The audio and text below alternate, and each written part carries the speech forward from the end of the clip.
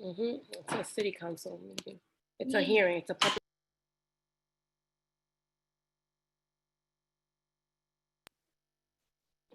public hearing.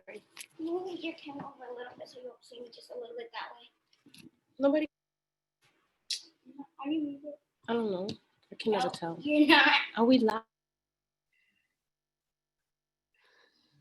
We're live. Stop. Mute yourself. She just muted you. Who muted me? Somebody muted Oh,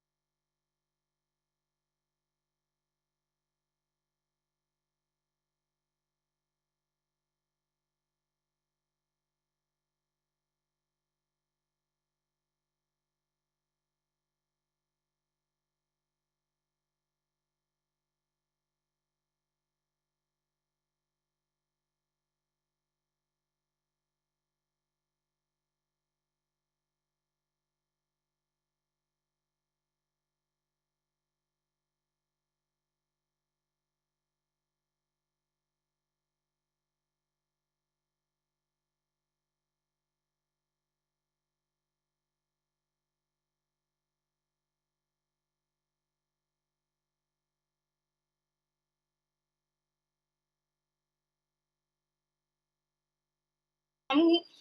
You just unmuted yourself. I want to unmute myself. I got this now. I know how to work it. Thank you for your support. Okay, I just need to get this into some view where I could see people. Hello? Can anyone hear me? Counselor, you're Yeah. not gonna be able to see anything right now because we have the slide up for recording purposes. So once you're ready to get started, we'll start recording and we'll take the slide down. Candace, would it be possible to promote me to co-host so I could help facilitate things? Absolutely. Thank you. Hi, Jacob. Hi, Hi. Counselor. All right, so I just wanted to let everybody know before we start recording and going live is that I'm having really bad internet connection issues. There's an equity issue in my neighborhood, so I don't know what is going on with my internet. So that said, Councilor Breeden, you may have to step in and facilitate.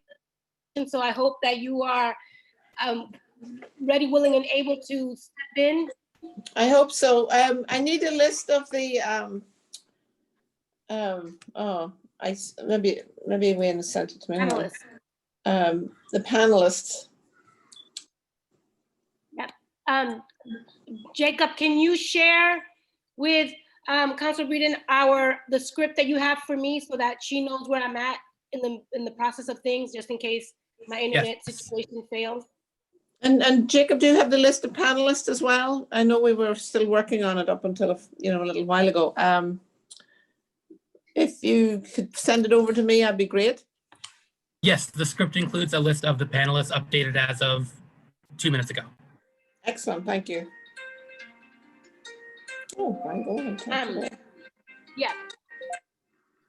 And Councilor Breeden, I think in the interest of elevating the voices of the people, I'm gonna start with, if there are any people with public testimony, I wanna start with the public testimony first. I don't think we have a lot of people signed up, so I just kind of wanna set the tone with the voices of the people first. Is that okay? You feel comfortable Sounds with good. that? So will we do brief opening remarks and then go straight to the people and then go to the panelists? Is that the way we want to do it? Yeah, no, we're gonna go, you and I will have remarks, then we'll go to public testimony, then we'll go to our colleagues for their opening statements before we go to the panelists. I Okay. think that's how I just wanna, just because we're trying to also keep this within the 2-hour mark. Yeah, that'd be good. Super. And yeah, so no, we're all gonna hold ourselves accountable to that. And I'm gonna be extremely making a lot of noise and anybody that's going over. So all panelists need to know that they got, we don't got a lot of time and we gotta just keep it contained. We shooting to be finished at 3 o'clock because I have a hard stop at, yeah. You wanna be my timer keeper? Hi Liz, You hi have to be my Julia. timer keeper. Hey, Well, I see Flynn is in the house. What's the time limit? The time limit is, I think, 5 minutes. so You put the timer on at 5 every time somebody starts talking. Okay, it's 1 o'clock. I think we should, in the interest of beginning and ending on time, is everyone camera ready? I can't see y'all. Like I can't see the whole entire view, but I want to make sure that everybody's ready to go, that your camera ready, that you feel ready to start the live record, which we are if ready. you want to be able to see everybody. Oh, thank you. Okay. I can see everybody now. Welcome. Thank you. Okay, it's I'm 1 gonna be your o'clock. timekeeper, tell them. You're gonna be my timekeeper, but we're gonna start official business, so I can't. You gotta be quiet. You've got an assistant? I got an assistant. I gotta put her to work. She gotta earn her keep up in here. All right, so I just wanna make sure that our panelists are in the house. Jacob, if you could confirm if everyone's here. Yes, I believe we're still waiting on Chastity, who said that she would be just a little bit late. And then other than that, I believe we have everyone. Let me just double check. Okay, great. Can So we we're, tell them that when they're coming to accept the- We are still waiting on Richard, who just appeared in the attendees list. okay. All right. So then as people start rolling in, we'll start. Okay, we can't have that noise effect. That's gonna scare everybody. Okay. All right. So we're gonna go live. We're gonna start. Okay. Like that? Yeah, that's fine. But not now. Okay. I know. Oh, All right. Are you marked? it's Get it. set. That's how- No, wait. You don't do that until I tell you. Okay. I'm gabbling us in. Right, girl. I'm calling this hearing to order. For the record, good afternoon, everyone. I am City Councilor at Large and Chair of the Committee on Civil Rights, Julia Mejia. It's Friday, August the 21st, 2020, and we are here today for a virtual hearing on docket 0795, order for a hearing regarding the epidemic violence against transgender and gender nonconforming people. This hearing order is sponsored by the District 9 City Councilor Liz Breeden and myself. The docket was referred to the committee on June 10th, 2020. In accordance with Governor Baker's March 12, 2020 executive order modifying certain requirements of the open meeting law and relieving public bodies from certain requirements, including the requirement that public bodies conduct its meetings in a public place that is open and physically accessible to the public. The City Council will be conducting this hearing virtually via Zoom. This enables the City Council to carry out its responsibilities while adhering to public health accommodations and ensuring public access to its deliberations through adequate alternative means. The public may watch this meeting via live stream at www.gov/city/council-TV. It will also be rebroadcasted at a later date on Comcast 8, RCN 82, Verizon 1964. For public testimony, written comments may be sent to the committee at ccc.civilrights@boston.gov. And we'll make a part of the recorded and available to all counselors. Recognizing our colleagues in order of arrival, I also am joined with my colleagues, Councillor Flynn from District 2 and at-large Councillor Asabi George and our co-sponsor, Councillor Liz Breeden. Our expected speakers today include Aline Monter, President of the LGBTQ Senior Housing, Terrell Andre Valentine, Executive Director of the Mass Transgender Political Coalition, Kamar Porter from Boston Glass, Ms. Tanya V. Executive Director of Mass Equity, Avadro Cavarro from the Boston Human Rights Commission, and Chastity Bodick, Transgender Emergency Fund. I would like to begin with a brief opening statement. We're here for lots of reasons. Now let me put on my glasses, y'all, because I gotta see this better. We're here for a lot of reasons. We're here because in 2020, more transgender individuals have been murdered than any year before it. We're here because the city of Boston needs to address and take accountability for the murders that took place in our city, not just Rita Hayster or Monica Thompson, Georgette Harrod, Monique Rogers, and more. We're here because we shouldn't have to focus on the doom and gloom. We need spaces that lead with an asset-based approach when it comes to the issues we face. We hope to be able to create that space here today where we can openly talk about where we as a city have gone wrong and how we can all do better. I'm looking forward to this conversation because we have an intergenerational panel here with people from a variety of backgrounds, from housing to public health to civic engagement. And if anyone knows anything about our office, we're always about all means all, and everyone has a seat at this table to ensure that every voice is heard. Thank you to everyone who has shown up, and we're excited to get started. We're also been joined by Counselor Andrea Campbell from District 4. And I'd like to recognize the docket's other sponsors for opening statements. Counselor Breeden, you now have the floor.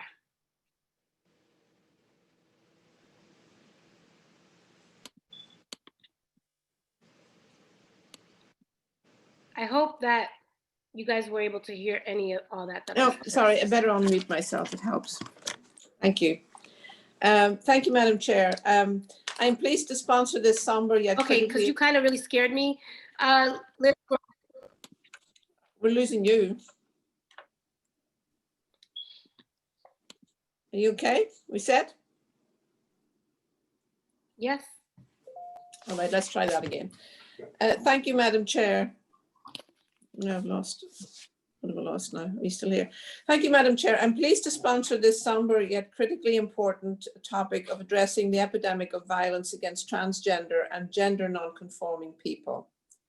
As a district, as the District Council, District 9 City Councillor for Alston Brighton, I want to uplift and acknowledge and name the memorialization of Rita Hester, a Black transgender woman who was murdered in Alston in 1998, which spurred the recognition of the annual International Trans Day of Remembrance every November.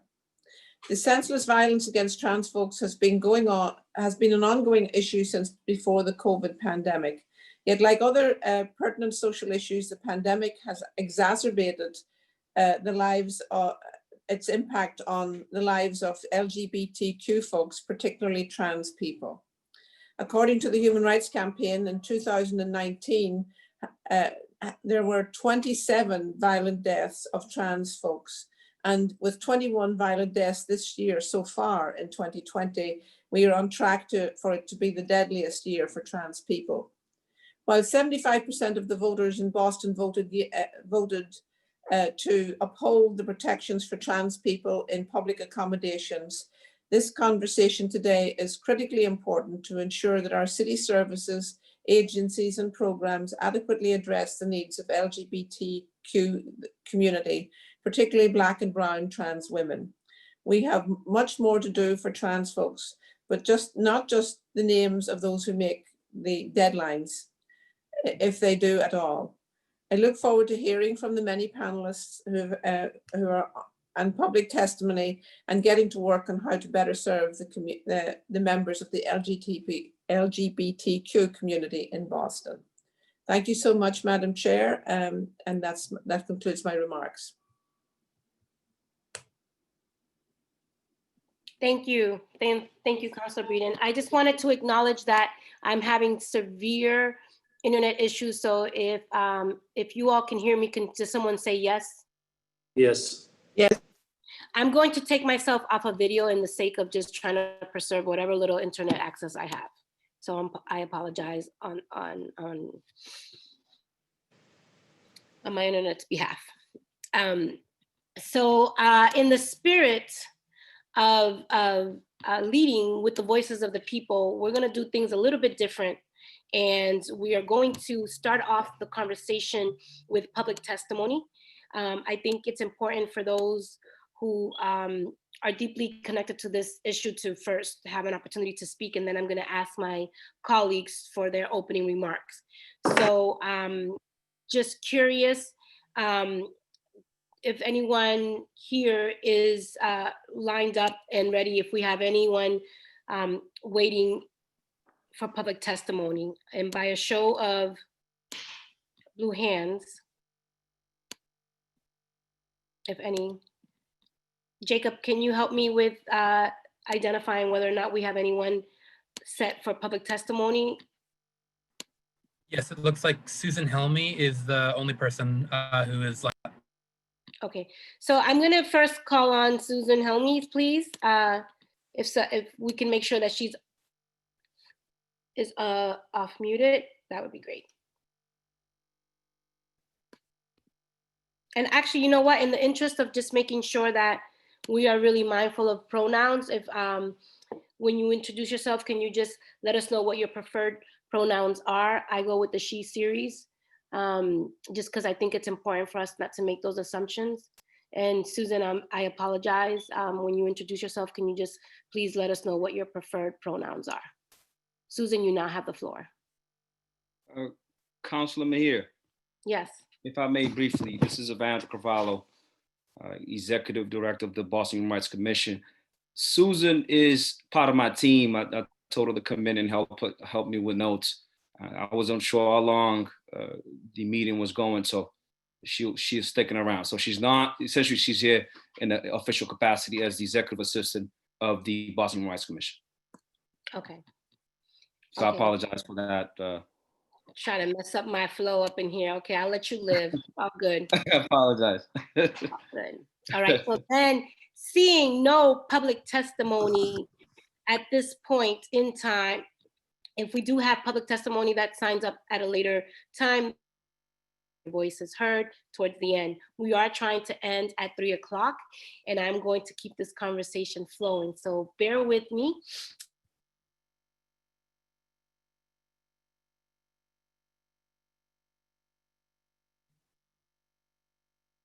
I think we might have lost you, Councillor Mejia. You've lost sound.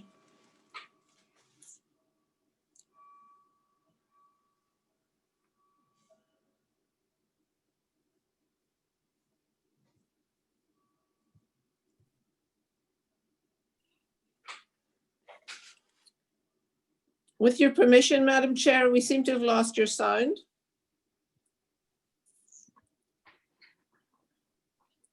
Yep. I think I will step in and ask Richard Dahill from the LGBTQ liaison of the Boston Police Department. Richard, are you ready to make your testimony?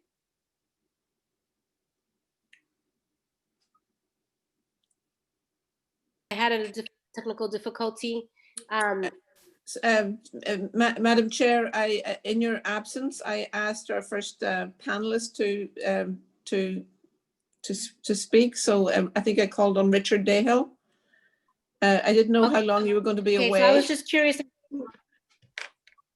Sorry, or whether or not our colleagues were interested in making open remarks. That's what I had recommended, and I wasn't sure if I had called on Councilor Flynn.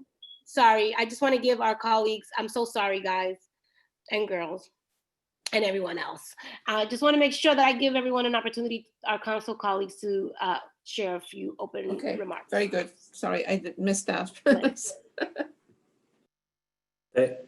Thank you, Councilor Mejia.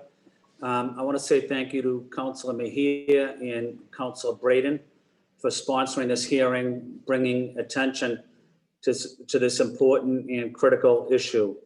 I know Councilor Mejia and Councilor Braden have been involved and active on this issue and other issues that impact the lives of LGBTQ neighbors for many years. So we respect the work that you have been doing. Doing some research on this topic, I know, as Julia mentioned, there is an epidemic of violence against transgender and gender non-conforming people. And Black transgender women are particularly impacted by this violence. I represent a large LGBTQ plus community in my district, and our transgender and gender non-conforming residents should be treated with dignity and respect. They should be afforded protection from discrimination and violence and be able to live freely as themselves without fear of violence. I know Evandro is also on this call from the Human Rights Commission, and that will also play a critical role, I hope, in our city of investigating crimes and violence against LGBTQ residents. So I'm interested to hear about what we can do to protect our transgender, gender non-conforming residents in Boston, learn more about challenges facing the community, and hear from advocates about their experience as well. And I know some of the panelists that will soon speak, and I also respect the work that you're doing. I just want to highlight a neighbor from South Boston, Rich Dahill, who works at the Boston Police that does an exceptional job of outreach on this critical issue. Always had great respect for Rich and his family as well. So thank you, Councilor Braden, and thank you, Councilor Mejia. Thank you. Thank you so much, Councilor Flynn. We're gonna now go to Councilor Andrea Campbell from District 4. You now have the floor. Thank you, Councilor Mejia, and thank you, Councilor Braden, for the partnership. Aiden also thanks everyone here. And as we already know, this issue of violence against our LGBTQ community, particularly our trans community and our Black and Brown trans community, is a major issue. It was long before COVID-19, and it has continued. So I appreciated Councilor Braden bringing the data and the stats. So I'm here to listen, of course, to continue to partner in this work and do everything I can, not only to make sure that people are aware of this issue, but that we offer solutions at the local level to solve for it. And I'll just add, I have a very diverse district, and this population that we're discussing today in the context of violence, of course, cares about housing. There's some innovative things going on in the housing space, health inequities, domestic violence. You name it, every issue is relevant. And this population of folks, particularly our trans community, are often left out of the conversation or not at the table. So I think we as a city, all of us probably have to do better. And I'm excited to be a part of this conversation. And lastly, want to thank Evandro Cavallo and his team at the Human Rights Commission. That's important work that you guys are doing, and it definitely connects to this topic. I know Councilor Edwards and I started some of the work there with Councilor Zakem, and then I'm continuing that with Councilor Flynn, because that commission has tremendous power to really help in terms of a wide range of discrimination cases for this population and so many. So thank you for your work, and thank you for being here. And lastly, I'll end, I'm holding my little one here often throughout all of these Zooms. And I want folks to know that we see you, we hear you. I do hope that there will be public testimony, but I think this population in particular, when we say Black Lives Matter, we often have to add and name that the trans community, the LGBTQ community also matter. And so really excited to be a part of the conversation. And again, thank you so much to the makers. This is critical. So thank you both, ladies. Thank you. Thank you so much, Councilor Campbell. I'd like to invite Councilor Asabi George at large. Thank you, Madam Chair, and thank you to yourself and the maker, Councilor Braden, for bringing this before us today. We think about the work as government officials, and we think about the work that we're charged with as policymakers and legislators, and the work of city government. It is to represent and work for those that feel the least heard and the least represented, and they're often the most vulnerable. So when we think about the work that's before us every single day, and I think especially about my work and the focus of my efforts around education and access to education, when I think about my work around substance use disorders and homelessness and access to mental health services, this community in particular is often the one that is the most left out of not just the access, but the conversations and the dialogue to create better access and better services. So, I think about our role and not just the importance of having the conversation, but the critical nature of the work that is ahead and the work that remains undone every single day.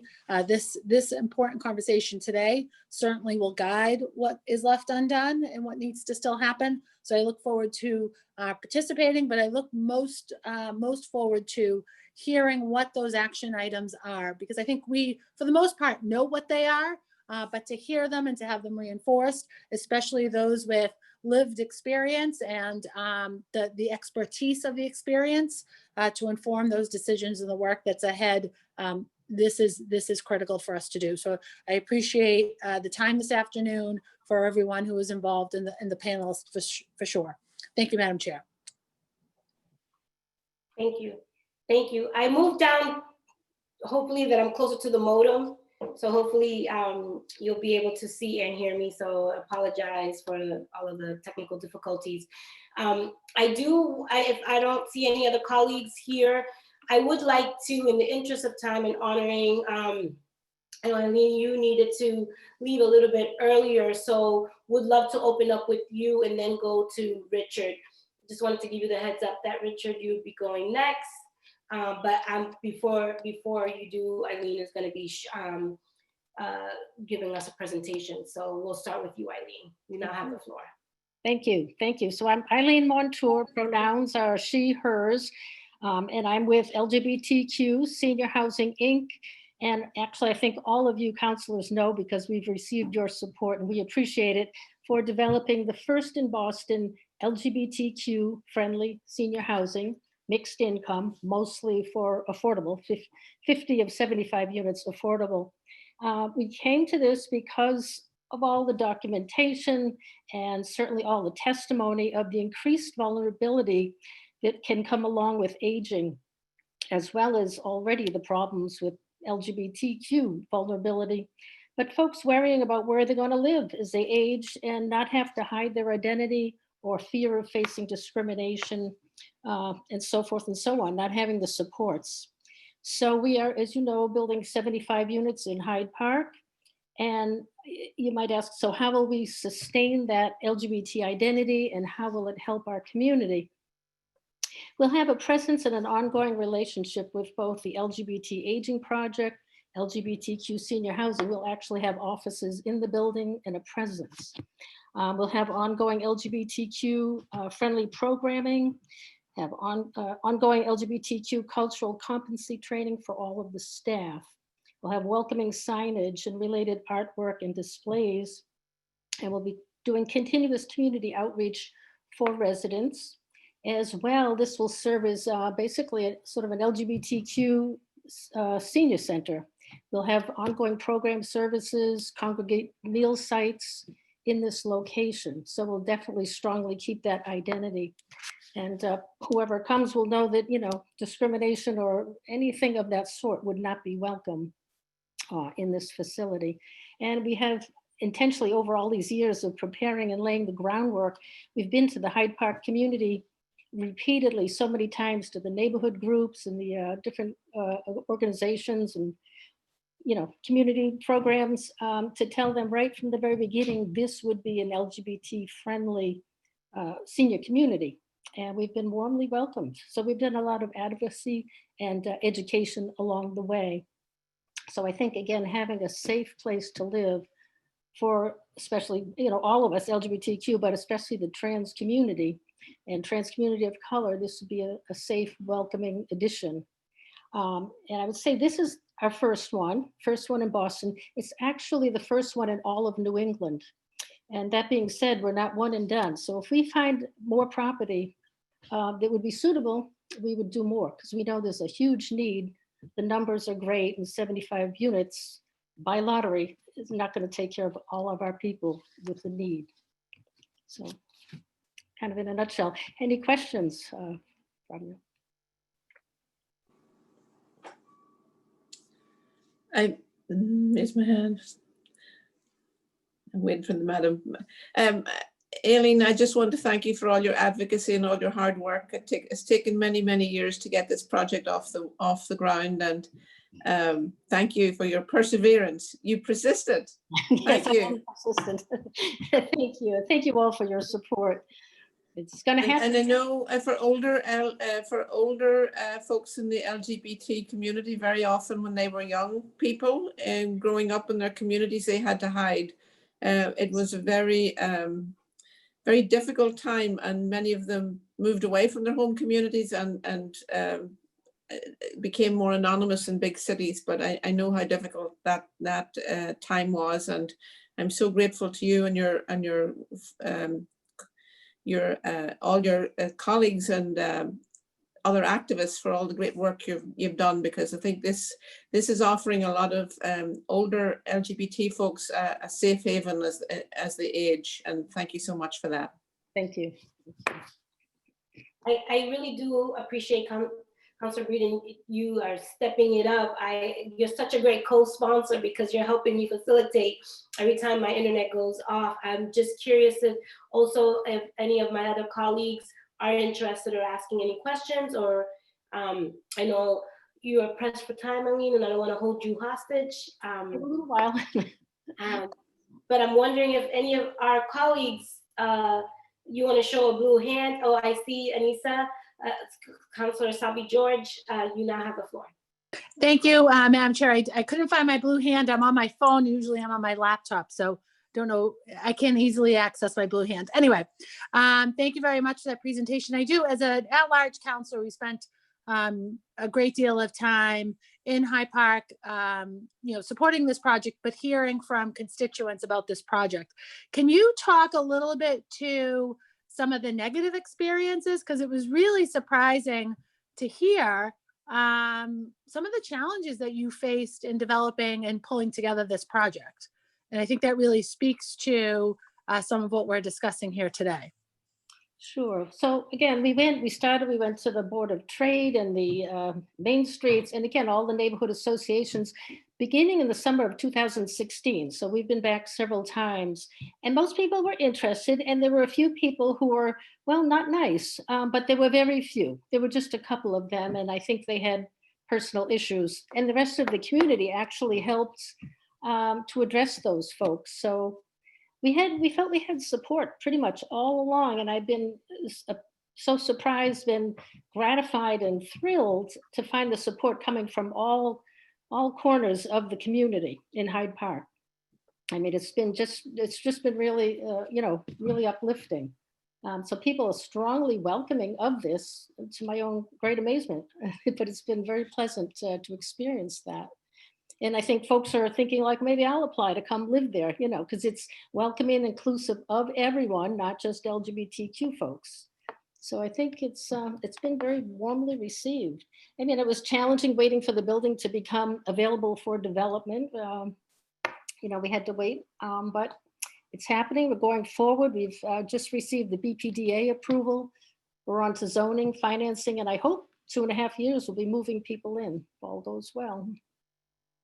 That's fantastic. I'm really happy to hear that it's moving along. I know it's taken a lot longer than any of us that were supportive wanted it to take. So congratulations on hitting some of those milestones. Thank you, Madam Chair. That's it for me. Thank you. Thank you. Okay, I see Councilor Campbell, your hand is up. You have the floor. Thank you. I won't take too much time just so we can get to the panelists, but Eileen, just wanted to thank you for your hard work on this project and engaging all the counselors on this project. Usually, I'm a district counselor, it's district by district, so really appreciated your intentionality for us to work with you on this this historic project. I also wanted to give a shout out to Councilor McCarthy too, obviously the previous counselor for District 5, who did a lot of work in making sure all of us on the council were included and a part of the conversations for such a historic project. But thank you, here to continue to support you in the work. So thank you very much, Eileen. Thank you, Councilor Mejia. Thank you very much. Councilor Flynn, I believe you also had your hand up. Yes, thank you. Thank you, Councilor Mejia.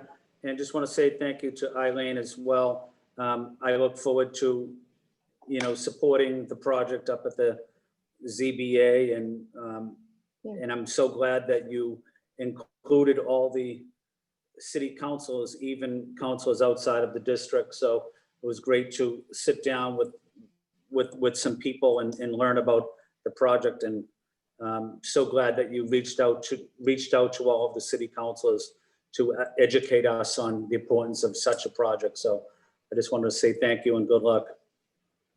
Again, thank you so much. And again, thank you all for your support. I think it made all the difference actually in winning this project.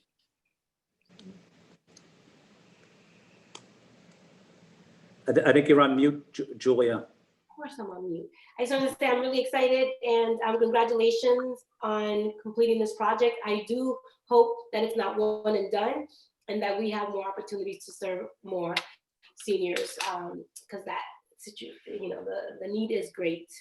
So congratulations, and happy that you were able to join us this afternoon.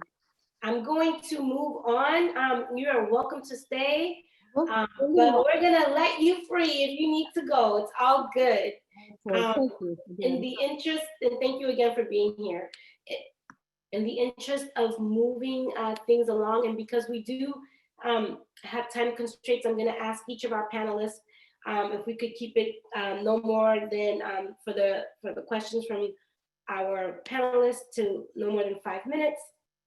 I'm gonna go on now to, oops, Aline, if you're still here, I do have a quick question. Are you still here? I am, yes. Can you just go, before I release you, sorry, can you just go a little bit into depth about the specific protections that are in place for transgender people when it comes to finding affordable housing, specifically for those seeking shelter or currently living who are unsheltered at this point? I'm afraid I'm not your expert on that. I'm just focused, like say, like a laser on getting this one done so we have a place for people to live. And again, with seniors 62 and up. I wish I knew more. I wish there were more. I don't think there probably is too much, since this is unique in the first, like you say, historic living community that would be so welcoming and safe. Yeah. So then maybe this could be a good model for us to point to. Yes. To serve either different age populations and yeah. Okay, Yep. so it's a good model and a good case study for what it looks like moving forward. Thank you for that. I'd like to now continue with the rest of our panel, starting with Richard DeHill. If you're there, you now have the floor.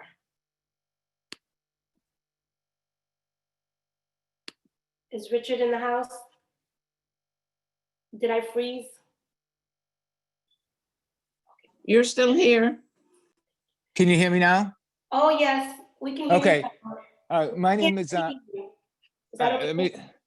You're can you not see me? camera ready? If you're not camera ready, it's all good. You don't have to show your face if you're not ready to be.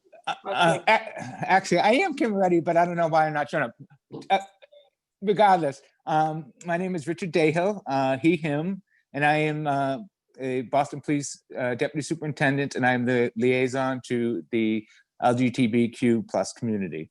The first thing I was going to talk about is our outreach that we use in the department. Pre-COVID-19, we had an LGBTQ plus public safety meeting about every 6 weeks, and that was like a combination of law enforcement partners as well as advocates. So included in those meetings were the FBI, the Boston Police, the State Police, the U.S. Attorney's Office, the Attorney General's Office. And so on the advocate side of people who were invited were the organizers of the first event, the Fenway Community Health, Bagley, GLAD, the Massachusetts Transgender Political Coalition, JRI, and the Trans Emergency Fund. We're all invited to go to these meetings. And they were held about every 6 weeks. Originally, they were held at Boston Police headquarters. And I'm gonna be honest, they really weren't that well attended. GLAD was always pretty much there, and the Fenway Community Health was pretty much always there. Boston PD was always there, and the FBI. So we changed over at the request of the advocates to have meetings at different locations. They felt that having the meetings at headquarters was a negative in terms of the advocates coming to respond.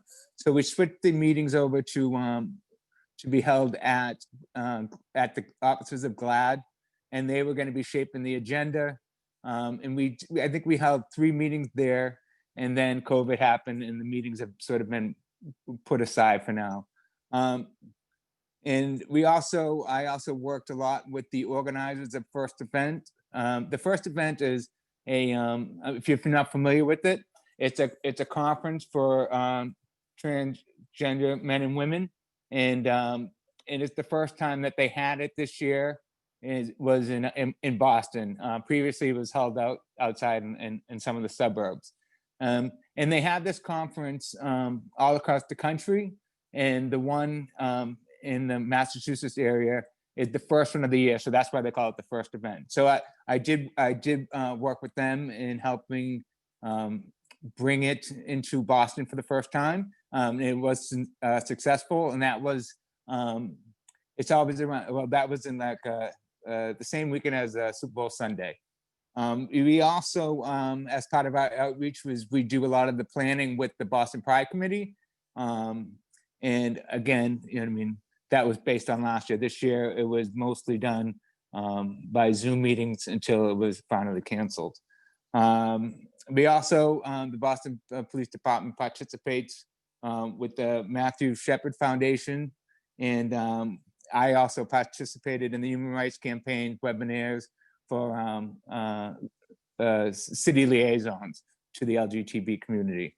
In terms of training that the department offers, each recruit class is trained in LGBT issues, including transgender issues, and that training is provided by the Fenway Community Health Center. And we also have a e-learning class on issues related to transgender that officers are required to take. In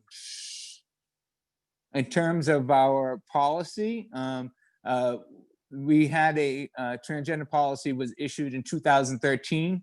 That was in conjunction with the Mass Transgender Political Coalition. And we are now currently updating our policy. Right now, it's under review by the Bureau Chiefs. And that was, we're following the recommendations made by the National Center for Transgender Equality. Once it's reviewed by our Bureau Chiefs, we're going to pass it along to some advocates to see if they're okay with that, and then we will reissue some of the rules that we have. I'd also like to do a quick review of our stats for 2020 and 2019, just so you have an idea of what we're dealing with. So in 2019, we had 118 cases involving LGBTQ biased incidences. And of those, 10 involved victims who were transgender. 5 of those victims were white, 4 were Black, and 1 was Asian. And in 2020, as of 8/20 this month, we had 59 incidents involving sexual orientation bias. 4 involved transgender victims, 3 were Hispanic, and 1 was white. Part of the problem with those stats is that is really just a reflection of the incidents that were investigated by the Civil Rights Unit. And I think sometimes we miss out on that.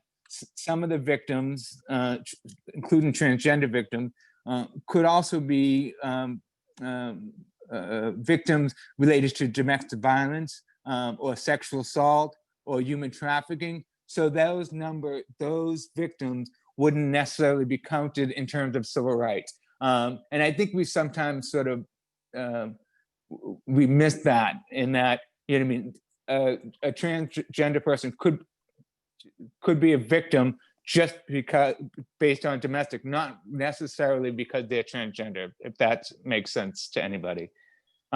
So, Yeah, you know, I just wanted to just give you a little time a warning, is if you could kind of in the next 20 seconds wrap up so that we can continue to ask some questions. Just want okay, all right. And the last thing I do want to say is that a lot of these go unreported, and that's something that we need to work on, is making sure that marginalized people, including transgender, feel comfortable in reporting any crime that they are a victim of.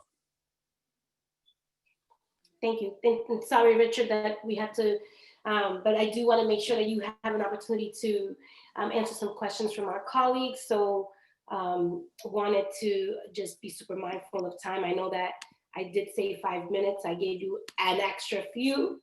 Sorry about that. You owe me for the next go round. So I'm going to go next to Councilor Breeden. You now have the floor with some questions for Richard, please. Thank you, Richard. I'm delighted that you're there and doing your wonderful work in the BPD, raising up these issues. And then thank you for joining us this afternoon. In relation to moving the meetings space from police headquarters to GLAD, did you notice an increase in, I know you had a few months, but did you notice an increase in participation at that stage? Did that make a difference? The first one was very well attended, and then the next one was not so much. So I think in an ideal world, I personally would like to go to different advocacy offices, like almost on a rotating basis, so everybody has an opportunity to host the meeting and sort of control the agenda. But it was a little bit more attendance, especially on the first one, and hopefully once we start back up again, we'll continue to get better attendance. Thank you. It seems like, as an LGBT person myself, going into unfamiliar spaces, especially official spaces, when I was a lot younger, it was a bit daunting at times. So I can understand people's reticence about going into police headquarters. But thank you for moving the venue and rotating. It seems like a great idea. I also had a question about in the instance of, is there a particular hotline for LGBT violence, or is it just part of the regular reporting system within the BPD? It's just part of the regular reporting system within the PPD. I have had a lot of instances where one of the advocates would call me and say, this person doesn't feel comfortable about making the reports, and I have made an appointment at the station to walk the person in to go through the process, so that they feel comfortable with me, a police officer, coming with them as an ally as they're making the reports. And that has been somewhat successful. I've only done it a couple times. I'm more than happy to do it as much as requested. But there is some sort of reluctance, I think, for some members of this population not to want to interact with the police at all. And that's something that we need to work on. Yeah.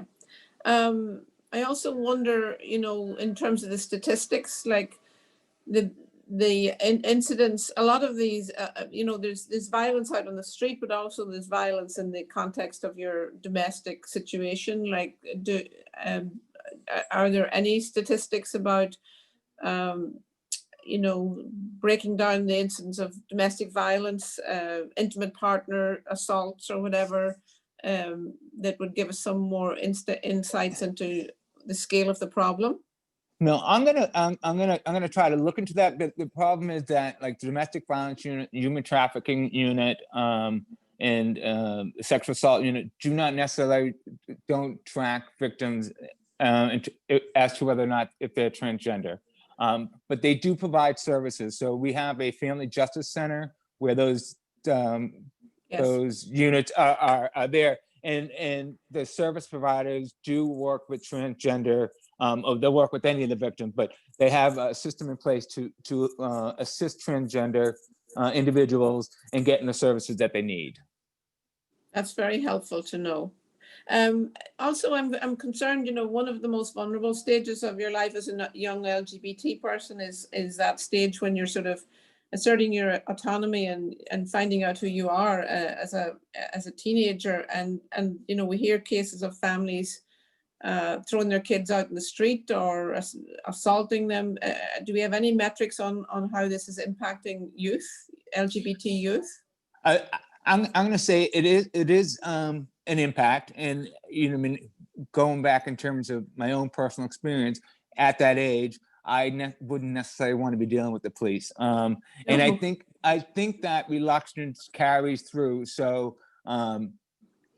Like the organization Bagley does not necessarily want to bring police officers into their safe space, and I understand that, but it does continue to sort of it doesn't help in developing relationships between the police and the LGBT community. But I understand it, just from my own personal experiences, that you might want to go to a safe space and you don't necessarily want a police officer coming in to sort of invade that space.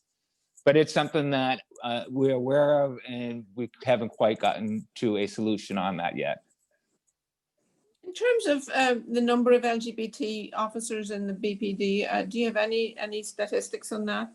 We don't, and again, we're sort of in a position where we don't ask people. I can tell you from the Boston Police Department is that we have a sizable population of lesbian, gay members, definitely of the department. I can tell you that a good sizable portion are in the upper ranks of the department, but it is not something that that we have numbers on. So we couldn't say we have 10% or 15% of the department is a lesbian or gay. We do not have at this time any transgender officers. I think there might be, I know of at least one, an Officer McQueen, who works out of Worcester PD, and who's been a very good friend of mine when I assumed this position as a liaison. So that's pretty much what we have so far, but we don't have any solid statistics on the members of the department. Councilor Thank Breeden. you. Thank you. I also, just one last thing, I just want to make a comment. The first, when I came to Boston first, my first gay pride parade, I was in Copley Square, and I walked out of Old South Church, and I saw the mayor of Boston with a police color guard of gay and lesbian officers, and I stood and cried. So thank you.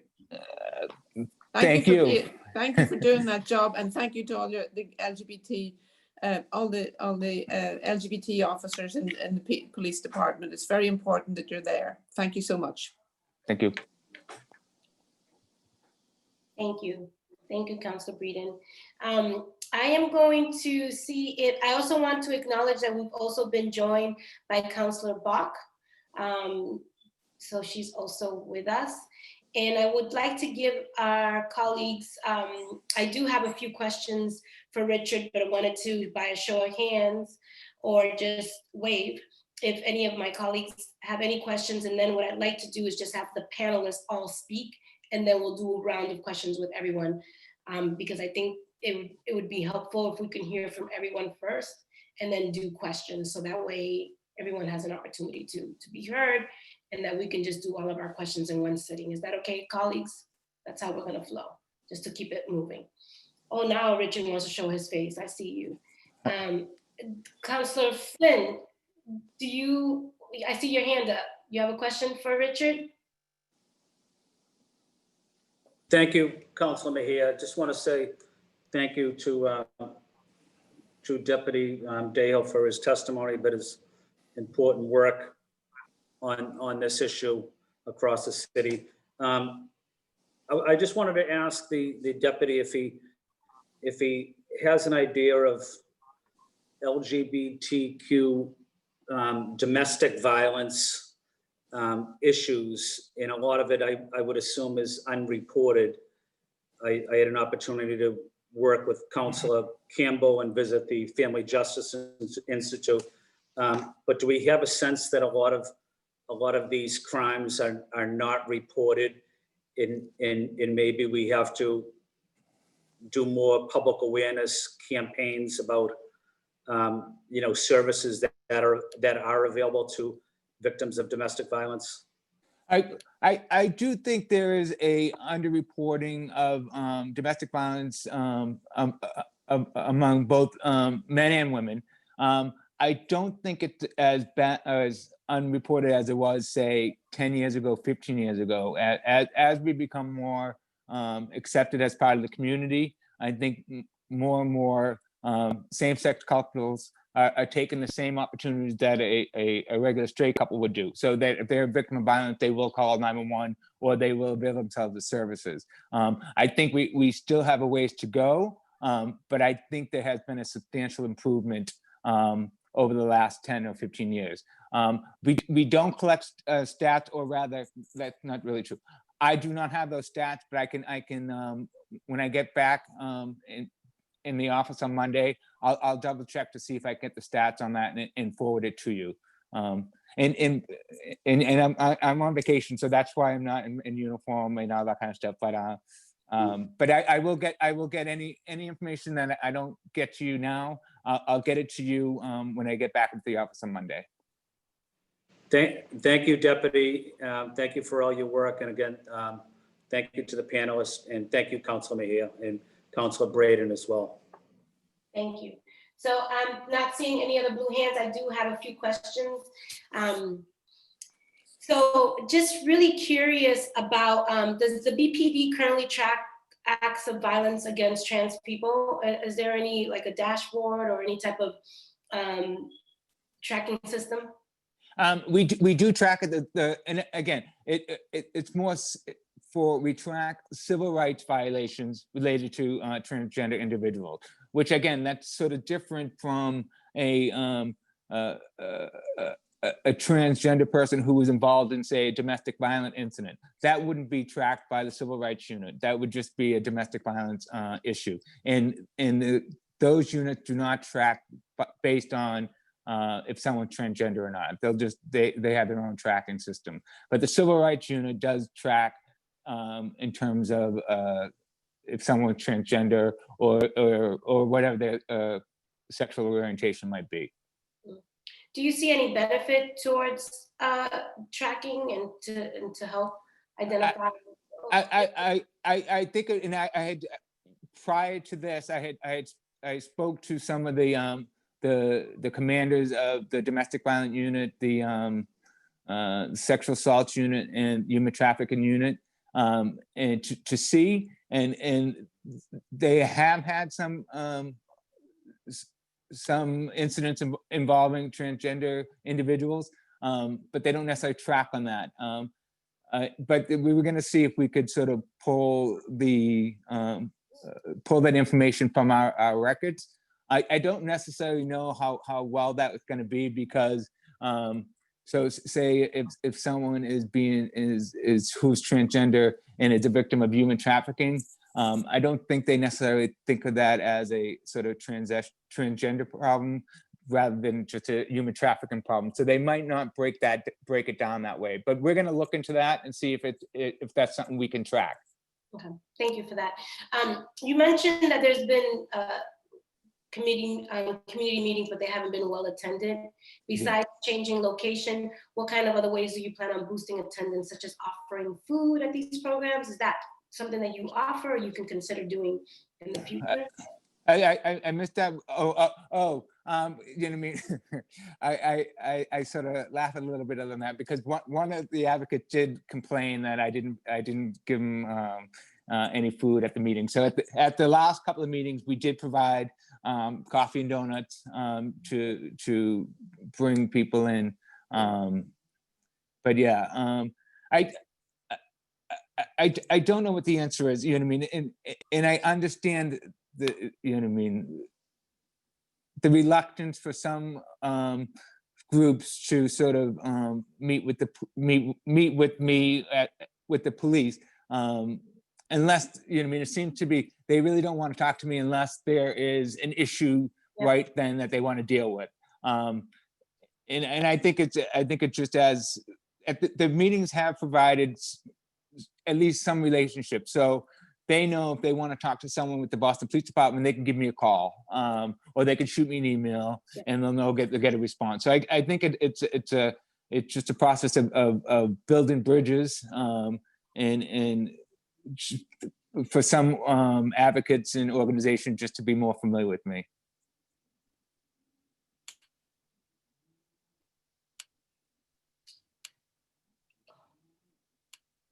Did my Hello? Hello, I can hear you now.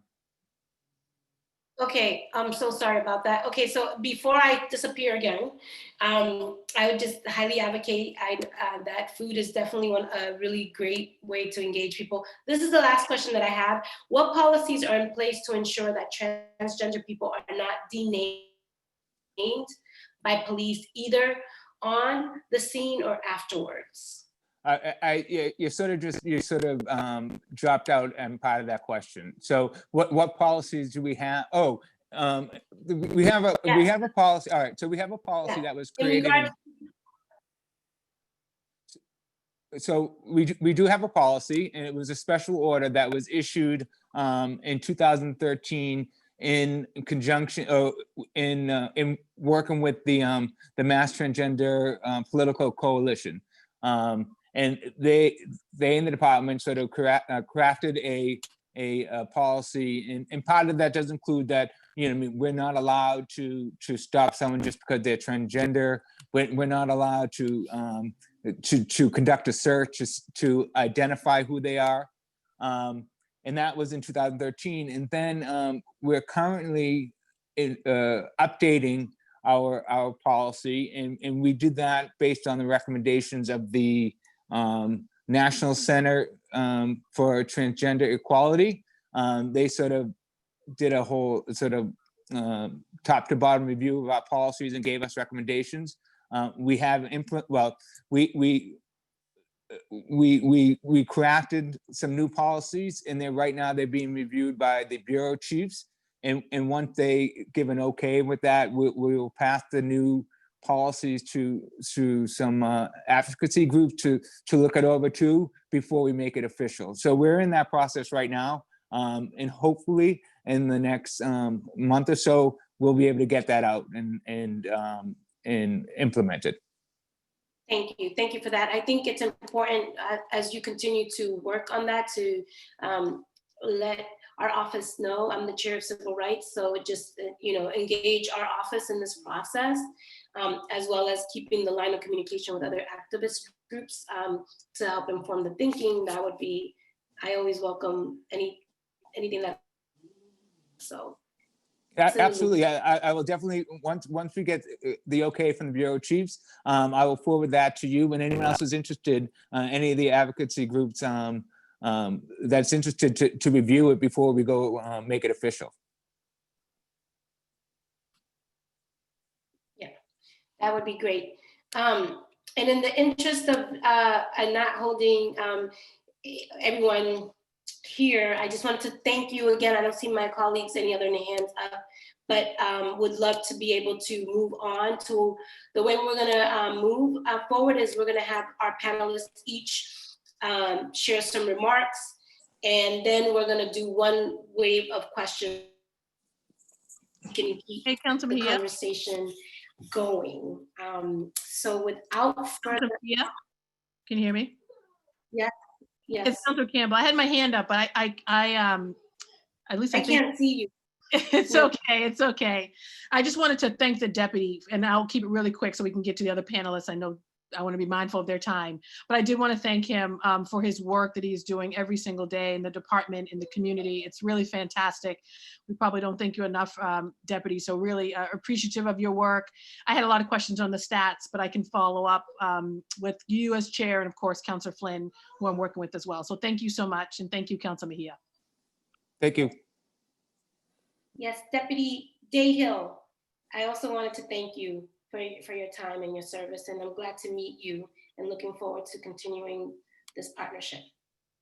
Thank you. And I don't know if anyone can hear me because my internet is just really bad, but thank you.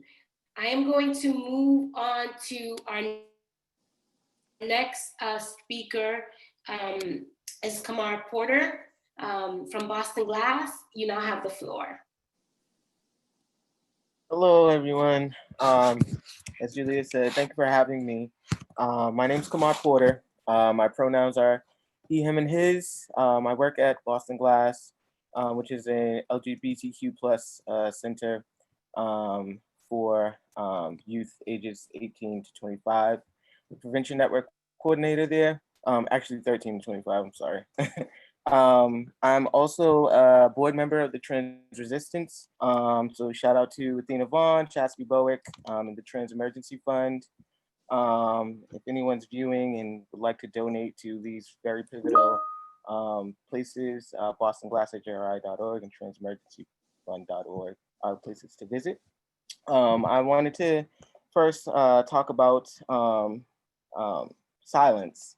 and silence always being violent in our community, violence in our community. I want to say to rest in heaven to all the trans victims that have died from any type of violence towards us. And I would also like to say that transgender people, especially trans folks of color, with us, violence can show up in many different ways. And we're an extremely disproportionate community. Some of those ways are not limited to, but are simple as doctor's visits, court hearings, police policing us for things as sex work and other things. Trying to get homes and apartments and experiencing discrimination in public areas, things like bathrooms.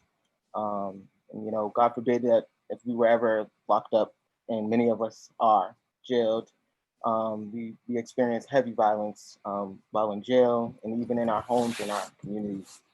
I'd like to say that these are some of my own experiences, as well as some of the folks that I know of trans experience. Although I work in the community and I've helped try to steer the wheel a little bit, us not being in places of power and having representation has been like a damning silence in our community and towards our community. So I encourage you all to talk to us while we are here, and we will be here for a very long time. And I want to thank you all and thank Julia, especially for putting on this panel and allowing us to come to some experience of insider experience of what is going on in our communities, experiencing homelessness and having to do sex work out of desperation and things like that are very pivotal things and reasons as to why we are in vulnerable places and experience so much violence within our community. So I thank you all for just listening today and being here to listen and hear us. And I really appreciate that.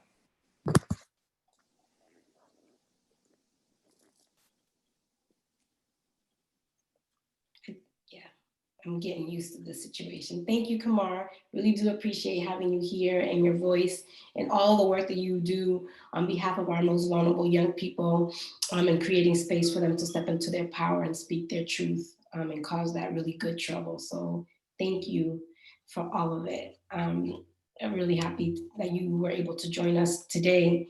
I'm going to ask, and know we talked about the interest of time. I'm gonna ask my colleagues to write down any questions that they have for Kamar, and then once we get done with our presentations, we're gonna go back to questions, okay? So we're switching things up in the interest of making sure that everyone has an opportunity to be heard. I am going to move on to our next speaker. Our next speaker is, I've been getting some support from, my next speaker is Andre Valentine. You now have the floor. Good afternoon, everyone. I just want to thank the Boston City Council Committee on Civil Rights for the opportunity to provide a statement in regards to the epidemic of violence against transgender and gender nonconforming people.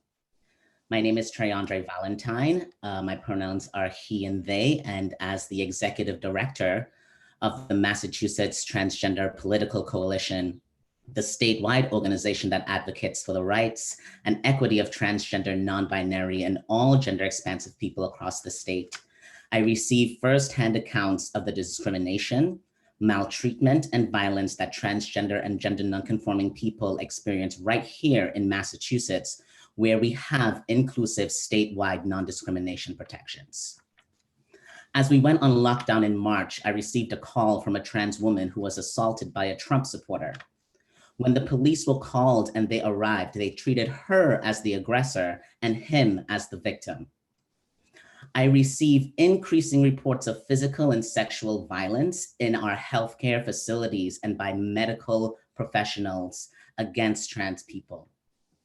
Last year, a Black transgender woman was killed by an MBTA train under suspicious circumstances. She was dead named and misgendered in reports and by media, and her family is still awaiting answers as to how she was struck by the train. Last week, I received a call from a transgender man who was verbally assaulted by the concierge of the building in which he worked as a childcare provider. He no longer feels safe entering the building and has since lost his job.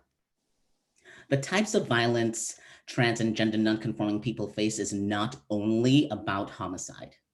In 2015, the National Center for Trans Equality's US Trans Survey reported that transgender people experience 3 times the rate of unemployment, are twice as likely to live in poverty. 1 in 5 experience homelessness. 1 in 3 had 1 or more negative experiences in a healthcare setting, where they experience either verbal harassment, physical or sexual assault, refusal of treatment, or being misgendered. These experiences are exponentially higher and more challenging if the person is a trans woman or low income, has a disability, is a person of color, more so if they are Black or Indigenous, or if they live in rural areas with less structural support. And all of this is before the coronavirus pandemic, which has only exacerbated these issues. And it is many of these experiences that force trans people into survival economy, which then increases their likelihood of interactions with law enforcement and the courts. All of these are forms of violence: name calling, dead naming, misgendering, laughing, mocking, lack of access and denial of services, threats and acts of physical and sexual harm, systematic unchallenged discrimination and violence from law enforcement, healthcare and educational facilities, and media portrayal of trans people as freaks or a joke or sexual deviant predators or deceptors or attention seekers. These are forms of violence, a well-known constant experience in our culture. And the media plays a huge role in shaping our culture, and they are shaping a culture of violence against transgender and gender nonconforming people. The FBI reported a 34% increase in anti-trans violence between 2017 and 2018. In 2019, there were 26 known reports of trans people who were killed in the United States. 90% were Black, 80% were under the age of 80. There was also a record number of 138 anti-trans bills filed, the highest in anti-trans legislation. This year, so far, at least 27 transgender people have been killed, the majority Black and brown trans women. Right now, transgender women of color have a life expectancy of 35. Every year, the violence against transgender people supersedes the year before. And as the years go on, each year is marked as the deadliest year ever for transgender people. It is simply not enough to have laws in place. People, organizations, corporations, and systems can follow the law without following the intent of the law. Laws and policies do not work without a culture shift in ideology. And that takes internal work on both individual and institutional levels. I want to thank Councilor Breeden and Councilor Mejia for sponsoring this hearing. I hope this is the beginning of many conversations and actions, not only to address violence in all forms against transgender and gender nonconforming people in the Commonwealth, but to also invest in our community. Thank you. Thank you. Thank you so much for that. I'm so glad that you're a part of this conversation and look forward to the question portion from my colleagues, because we all have a lot to learn. And this is such an amazing opportunity for us to take our lead from those who are living the realities. So really do appreciate you being in this space. And I remember hearing you speak at the event that Chastity held like a month or two ago, where I had to talk a man off the ledge. I don't know if you remember that, but yeah, I was there and it was great to be in your presence. I'm gonna go next to Tanya Nisula. Tanya, Tanya, first of all, you're gonna say your pronouns and then you're gonna say your last name and school me, okay? Tanya, you now have the floor.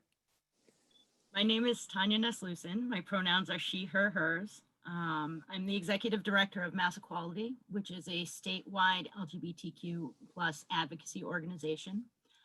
At least 28 people have been murdered so far this year, compared to 26 transgender people last year at the end of the year.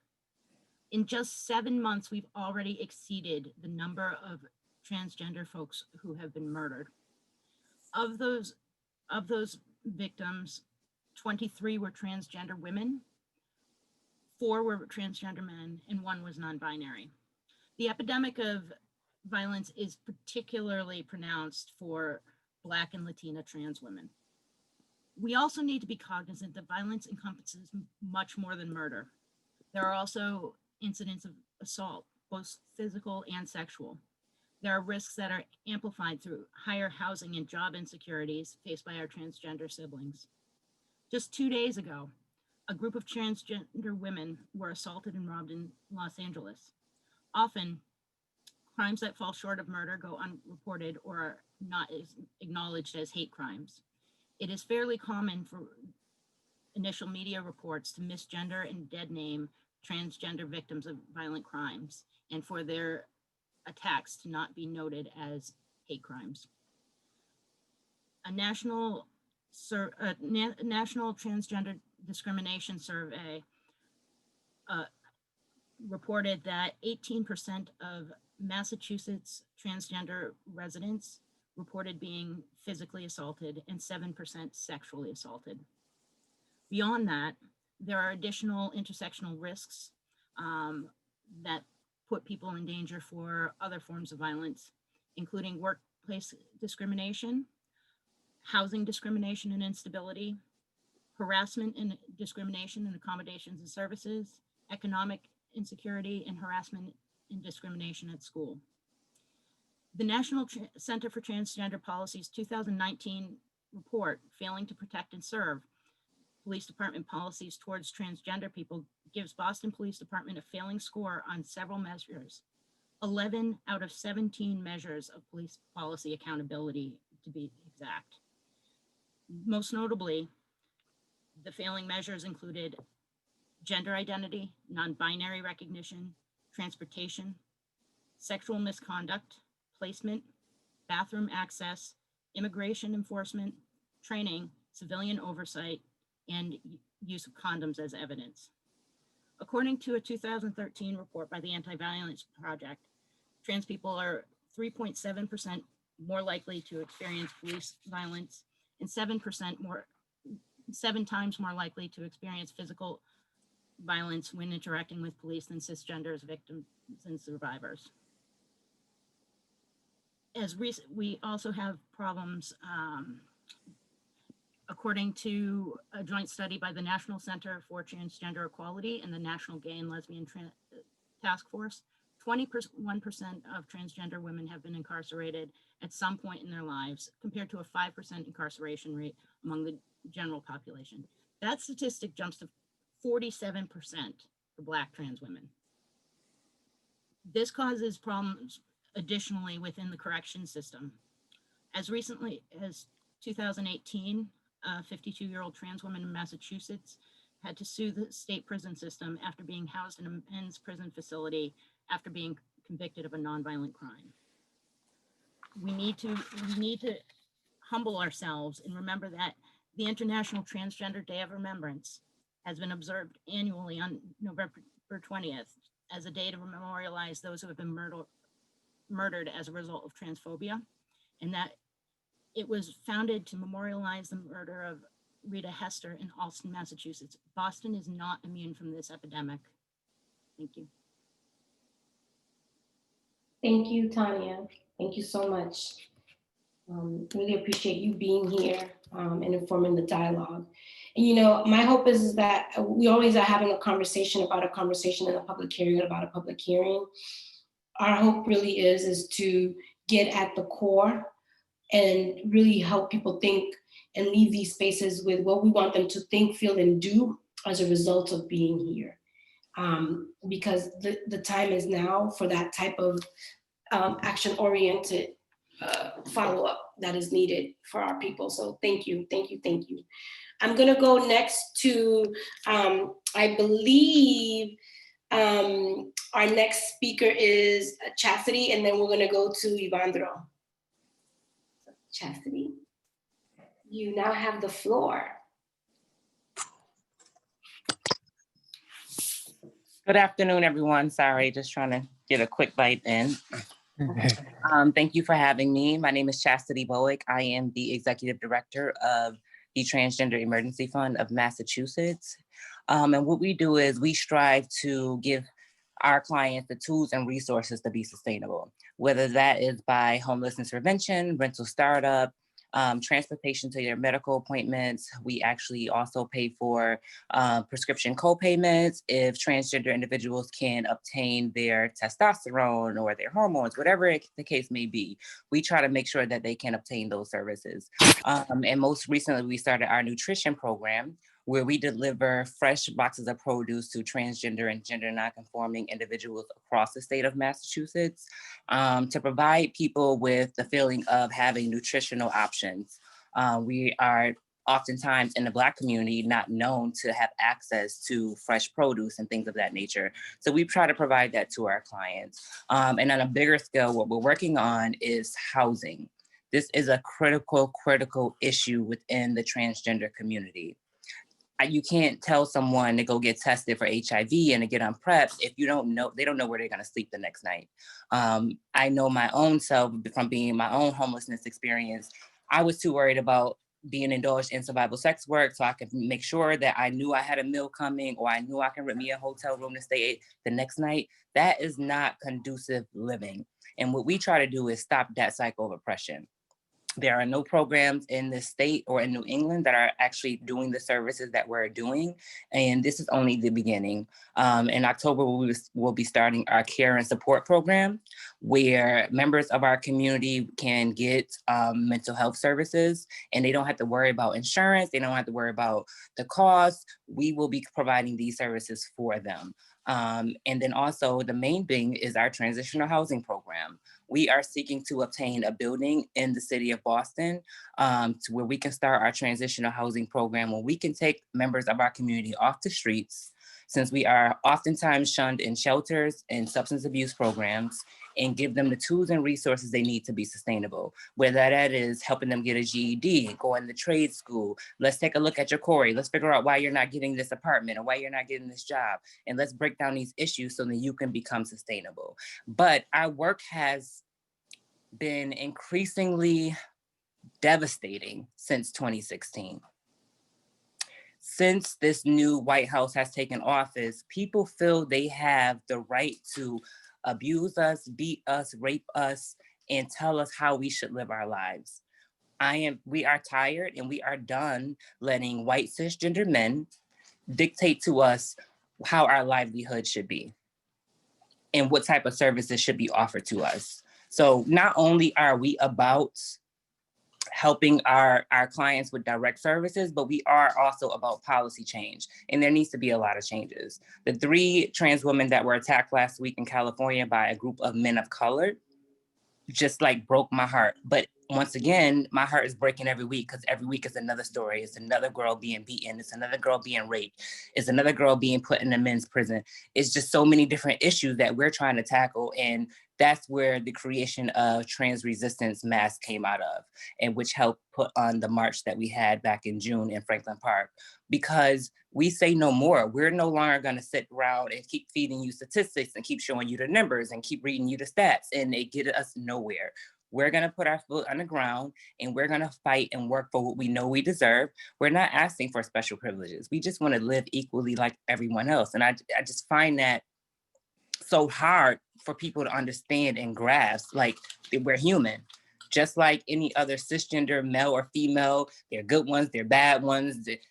Same thing in the trans community, but you cannot dictate, oh, they're all prostitutes, they're all HIV positive. That's what people look at when they see me. They see a walking HIV prostitute. And furthermore, how do you think people would take us when we're going to look for a job or when we're going to apply for that apartment? We're continuously being discriminated against. There's so many ways that they get around it. Of course, we have the new public accommodations law here in Massachusetts, but it's not enough. It's not enough. We need protections on a federal level.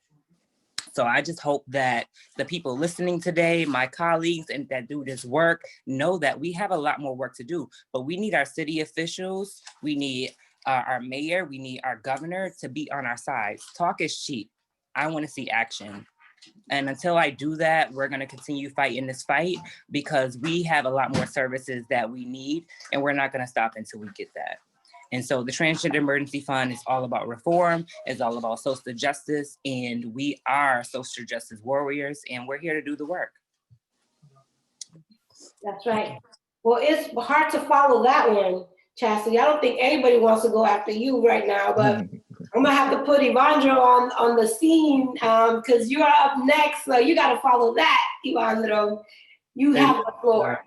Councilor Mejia, thank you for the invite, particularly the invitation for the Boston Human Rights Commission to be here. For those that do not know me, I am the executive director of the Boston Human Rights Commission. This commission, it's based on law that prohibits discrimination against people within the city of Boston, particularly for this important topic. Obviously, gender identity is a protected class. So I've heard many of you mention this, right? Discrimination happen in so many different ways to the transgender community in the city of Boston and in the state. This commission is unfortunately, but yet fortunately exciting in the sense that it's new. The commissioners finally met for the first 3 or 4 times during COVID. We're trying to get off the ground. Right now, we're putting together benchmarks in terms of what the mission will look like, in terms of what the priorities will look like, at least for the near future, going into FY 2021 as we just began. I can tell you that issues, discrimination against transgender and LGBTQ people in general have come up during our meetings as one of potential priorities that we'll focus on. I believe actually Commissioner Ann Russo talked substantially on this topic. But I came here, I'm excited that I was invited because I was able to listen to so many of the advocates and people's personal stories dealing with this pandemic, violence against transgender people. And I've heard, like many of you, that women of color in particular are disproportionately impacted. To some extent, unfortunately, that's not new, right? It's not isolated to just the transgender people, in a sense that, as we know, as we see through COVID, as we see through wealth gap, people of color and Black and brown people particularly are taking the short end of the stick. So I would like to say that this commission hopefully will be another tool in the toolbox for this community to reach out to. I certainly want to have a deeper conversation with many of the folks that spoke, including Richard over in BPD, as well as Chastity, who unfortunately I had to go behind and did a tremendous job expressing the issues and the passion. I saw it and I felt it. I feel for you. I also want to talk to Trey, all of you, Trey, Tanya, everyone that contributed from the different parts of this issue. I love to engage further. I can tell you that, we're learning as a commission, we're listening, we're hoping to be impactful in people's lives that need the most. And I see this community as at least personally, as a major potential issue that we'll focus on. But just to kind of wrap it up, as many of you know, again, the commissioner is new. We are trying to get off the ground. As I mentioned earlier, Susan Helmy is the executive assistant of the commission. We have a budget of over $500,000 invested from the operational budget that I'm sure all of you are familiar with for the city. So we're looking to hire staff to help us do the work. So, engage us. This is the time. All you city councilors that I see here, Ed Flynn, obviously Councilor Braden, who I believe is one of the key sponsors here. I see Councilor Bach, Campbell earlier, Nisa, all folks that I'm familiar with. This is the time to sort of say, listen, let's see what we can do in this particular issue. So again, thank you, Councilor Mia, for inviting me. And I've learned so much more than I thought I would. So thank you. Thank you, Evandro, for being here. We really do appreciate your presence, and it speaks volumes to your commitment to this conversation. And I think, this is where we get inspired about what are some of the policies we should be pursuing, what are some of the programming that we need to be putting in place. And so these public hearings are really designed to help inform our thinking on a number of different levels. And I think the speakers that were here today have done just that. And now we have our work to do in those marching orders to help support. So I'm going to go in the interest of keeping going. And I also wanted to acknowledge that we also have been joined by Councilor Edwards. So just wanted to make sure that everybody knows that Councilor Edwards is also with us here today. I'm going to go first for a round of questions. We're going to do no more than 5 minutes, and I'm going to ask my colleagues, we're going to go through one round of questions, just because if we're going to get through this by 3 o'clock, we need to just make sure that we stay on. So we'll just have one round of questions, and I'm going to ask you to ask your questions. And I'm going to go first to the sponsor of this hearing order, to my colleague and co-sponsor, Councilor Breeden. You now have the floor. Thank you, everyone, for your testimony. There's so much information to share and so much awareness to be raised up and to educate folks. So thank you so much for all that you're doing. I have a parent of a trans person who's been texting me and saying about the experience, and she's echoing many of the things that her daughter is experiencing in the community.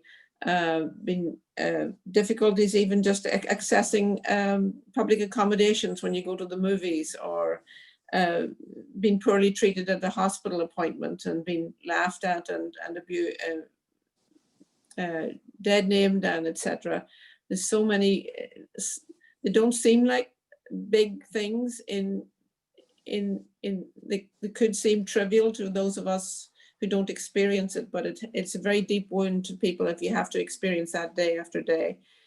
One experience that she shared was when her daughter came out as trans. She was very concerned about the safety. The first thing that came to her mind as a parent of a trans child was, my child is going to be violently assaulted. My child is going to be in danger. So I really applaud you for your activism and for raising up these very, very important issues. Thank you so much. Thank you, Councilor Breeden. I am going to ask my colleagues in the order of arrival, which I have to look and get my latest list. I am going to ask Councilor Flynn, if you're still with us. I see that you're not on screen, so you're probably multitasking, because we all sometimes are juggling 101 things. So Councilor Flynn, if you're here, if not, I'll go to the next person, and then you can come back to us. The next person on my list is Councilor Asabi George, and I know your camera ready. Go. Thank you, Madam Chair. Again, thank you to the panelists for your presentations this morning. I was in and out, so I apologize if this was covered in some of your presentations. If it was, just say so, and I'll go back and review the video. I am curious about the work that might be happening or might not be happening within our school communities, in particular, the Boston Public Schools. I'm a former high school teacher. And, especially during adolescence, making sure that our students have both the information and the support services in place for themselves, and also around educating peers. I think that's a really important piece of the work that you or may or may not do. And I'm curious about the involvement in the school district and the Boston Public Schools in particular. If anyone could speak to that. So I can, oh, sorry. No, go ahead. I was hoping that's what I like. Come on, step right up. So I was going to just say that, let me put this hand down.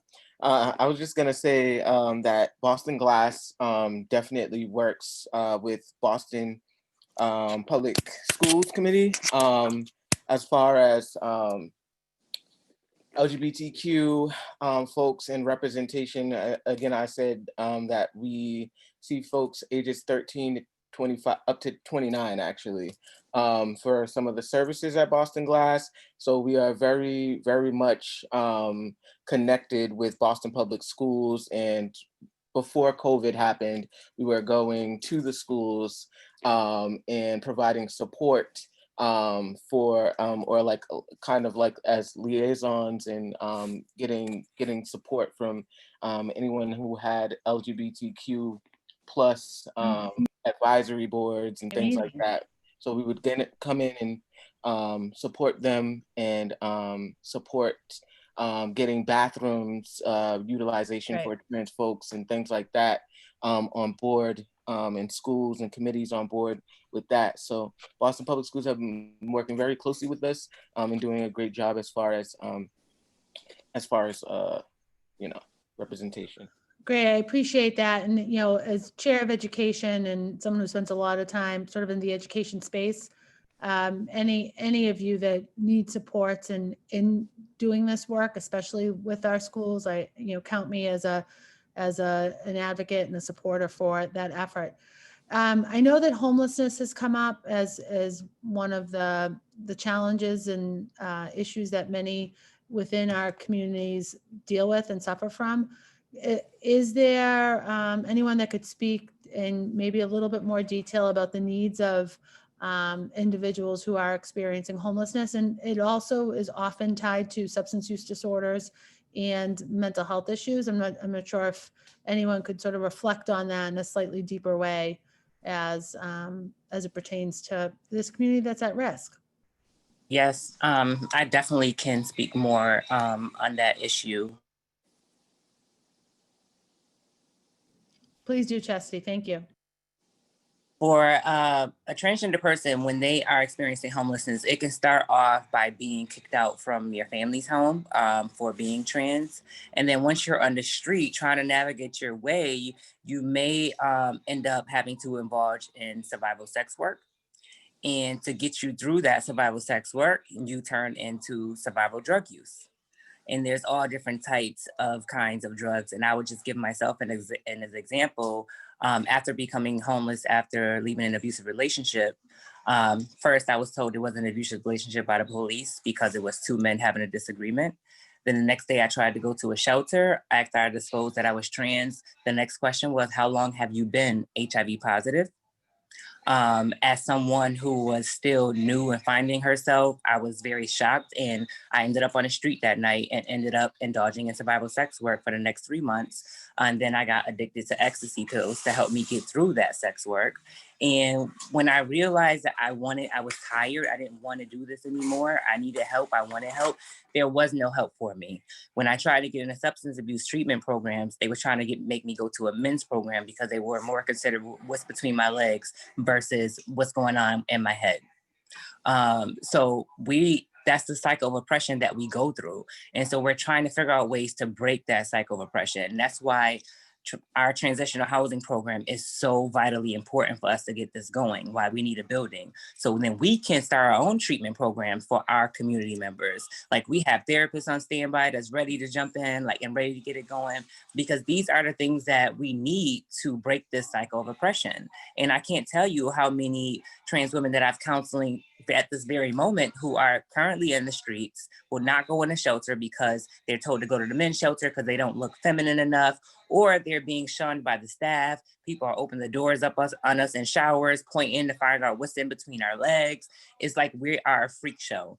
So it's like I said, that's why I say the homelessness piece is so very critical, because that can stop the effect of a lot of other things that happens, the drug use, the mental health issues, because when you're doing those types of actions, that is going to weigh on your mental psyche. Like I will never be the same again as I was before that. But I had to find a way for myself to navigate my way out of it, which was very, very difficult. And I think it would have been a lot easier if there was a program like mine's today to help me with that. Thank you very much, Chastity. Thank you, Madam Chair. Yeah, thank you, Councilor Sabi George, for your questions, and again to the panelists who have responded. I'm going to go next to Councilor Campbell. You now have the floor. Thank you, Councilor Mejia, and thank you so much to the panelists. And I had goosebumps through much of the testimony, because I know that all of you are doing much of this work in your professional capacities, but you also have your stories that connect, your personal that connects to the work, and have probably suffered your own trauma with respect to the very issues you're talking about. So just appreciate the level of vulnerability. And then, of course, the call to action. I am with you. I hate just continuing to look at stats. They're going to get worse. We know them. They're already horrific. Let's start to do something. So for the sake of time, I'll be quick. Chastity, on the building piece, one of the things we've been tackling in my office is called our vacant lot project. We've been looking at city-owned buildings that have been vacant, or parcels of land that could be built on, that have been sitting there for years. And they're typically largely in my district, but in communities of color. And so we have been tackling working in partnership with Wentworth, so many institutions, to try to activate these spaces for community purpose. So if you could follow up with us on what you were specifically talking about, that would be great. Would love to continue that conversation as we connect with folks in the city and certain departments. I would have put my email in the chat, but there's no chat feature here. So it's just andrea.campbell@boston.gov. I check my own email. So do follow up. Would love to pull you in there and give you updates on what we're doing there. And then I have a couple of questions. I know I only have probably 3 minutes now.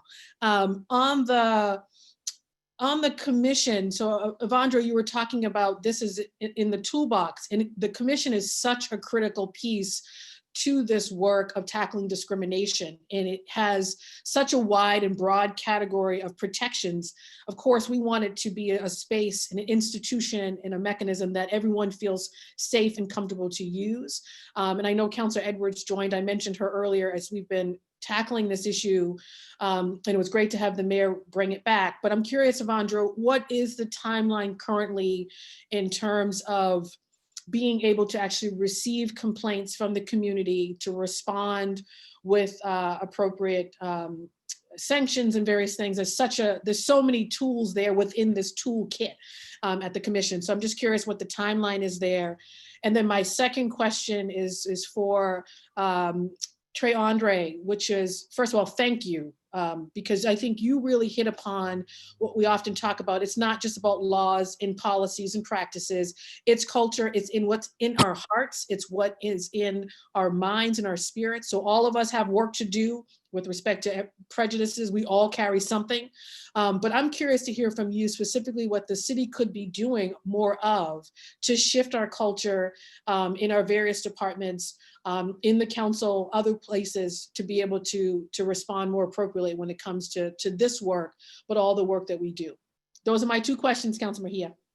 I'm just saying, in the interest of time, I'm gonna have Evandro answer, and then we'll go to Trayvon, Andre, and then I'm done. So thank you.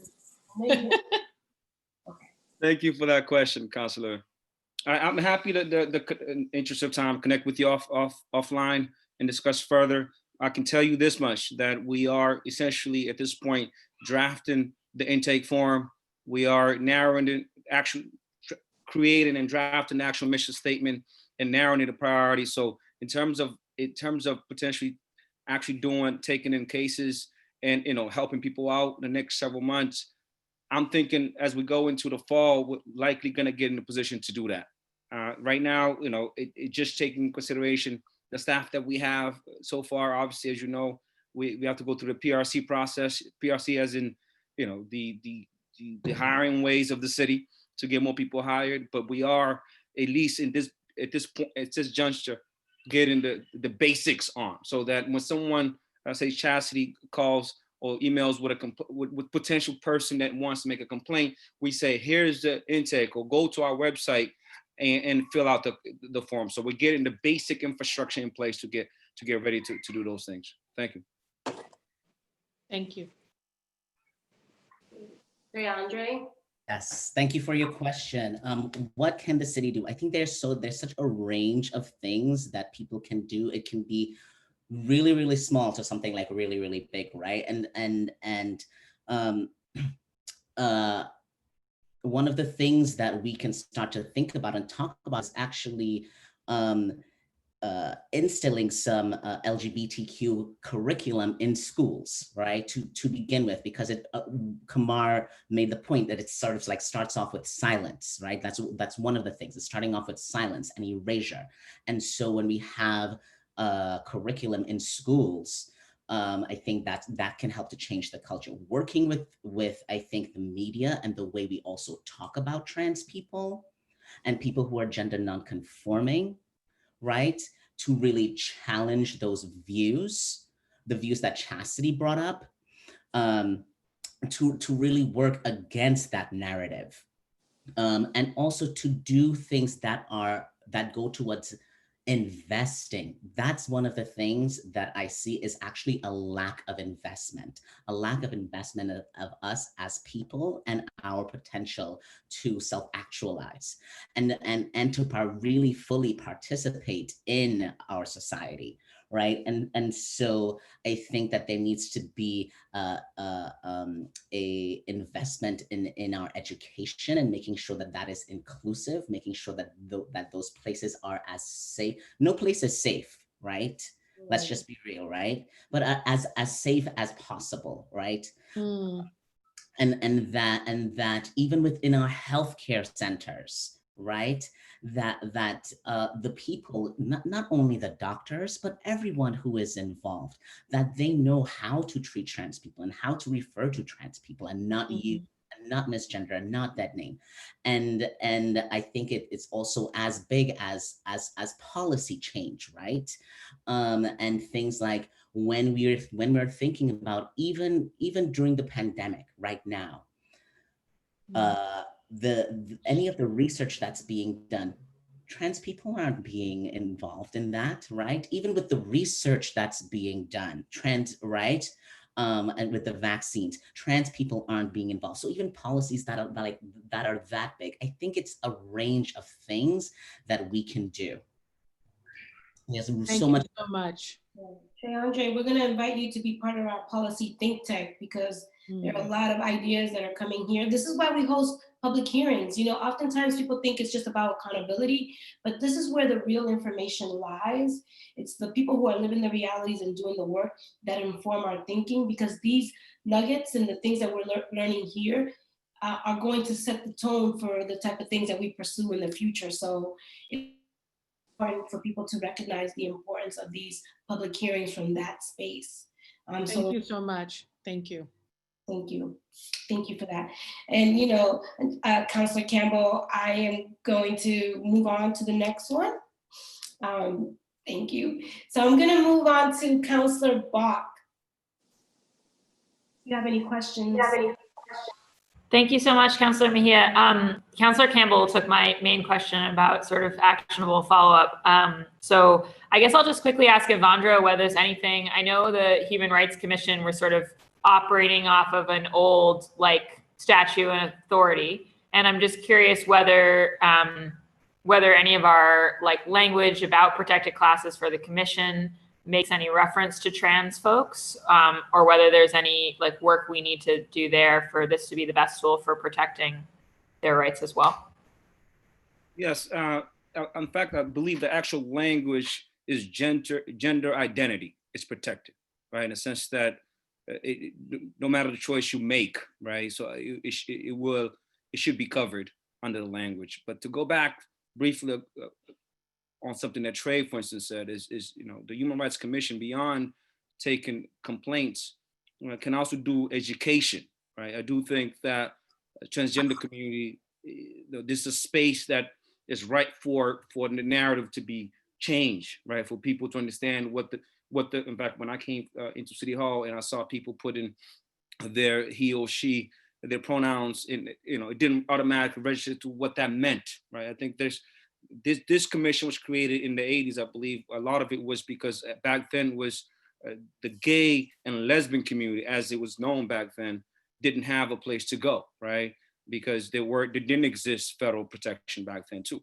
So I think the transgender community, it's sort of, to some extent, evolved from that community, and it's new, right? A lot of the language that we're using, that I'm hearing here for today, as someone who's, to some extent, could say well-educated, I'm adjusting to understand, the different lingo that exists. So I think a lot of it is education, is a key component that the Human Rights Commission can also help with. Great. Thanks so much. And yeah, I think, Madam Chair, between that and the questions about BPS, I think my colleagues have covered the area. I just really want to thank everybody for sharing your witness today, and definitely agree with you, Madam Chair, that this has to be a first step of a continuing conversation about how the council and the city can support folks in the city and more broadly. Thanks. Thank you. Thank you, Councillor Bach. I'm going to move on to Councillor Edwards. You now have the floor. Hi. So one, I wanted to thank you for your vulnerability, for your honesty, and for your frankness, and helping us to understand how we as a city can do better. And so I've taken down some notes specifically about City Council. I am curious. I think we've lost you, Councillor Edwards. Got you. Sorry about that. One question is, are there any ideal city ordinances or laws that you look to in the country that we should be emulating or enhancing? I know that our human rights laws, or Human Rights Commission, is actually one of the most robust in the state. But let's look beyond our own state and see if there's other examples of cities doing things better in terms of the legal structure. And then I could say over here in East Boston, we just started to have, I think for the last 5 years, we started to raise our own pride flag. And there's a growing community of gay, lesbian, and trans folks in the community. And I'm asking for what we can do together, or what we can call on you to do within our communities to have these intimate, real conversations about lived experiences of our neighbors. And I think that's just as important as laws, because we have we passed, question 3, we did all those things. We made sure that legally, in certain senses, we have that, but still there's a huge amount of lived pain, huge amount of discrimination, huge amount of despair, and that people experience. And a lot of that has to do with the fact that on the day-to-day, that law hasn't trickled down or changed a lot of minds. It's just prevented them from causing some kinds of injury, and only when they're notified, and only when you can go to court, and only when you can have access to that defense. But I believe in the day-to-day difficult conversations. We have a series of them for kids with police officers on race and equity. And I would love to start some of these conversations in East Boston. We're a little isolated anyway. We don't really necessarily go. So I'd love to have those conversations.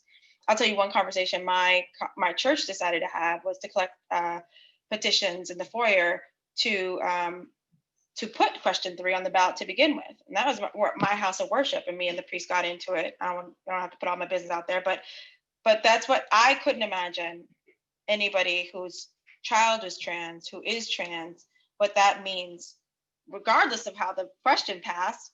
They just learned that this house of worship and these folks here don't see me as a human being. So I'm curious about any legal laws that you find to be ideal that we should be emulating, or if we're, and then how do we have those conversations with you or on our own to really make the laws and the spirit of those laws real. Thank you, Councillor Edwards. And I'm going to ask, just in the interest of time, if some of our panelists can speak to that. Maybe one or two, just in the interest of time, and then the rest we could definitely follow up. So Tanya, I see you shaking your head. I don't want to call you out. Chastity, I know you were talking about policy earlier, so I'm just curious, Treyandre or Kamar, if anyone wants to speak on this. I think it's a really great question and a great opportunity to really inform what should we here in the local level be doing from a policy and law space.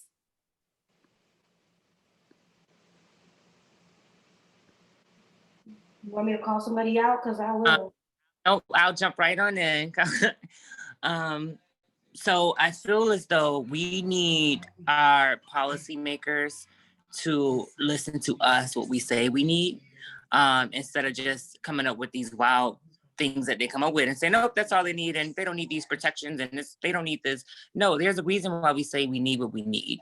And I think that, number one, not only bringing us to the table when making these decisions, but also I think that we just need more people in office that really care about humanity in general, because that's the problem that I see with Congress. They've been here too long. That's the problem. So I think that we need to hold, us as a community, we need to hold our policymakers like yourselves accountable for putting these laws in place that we say we need.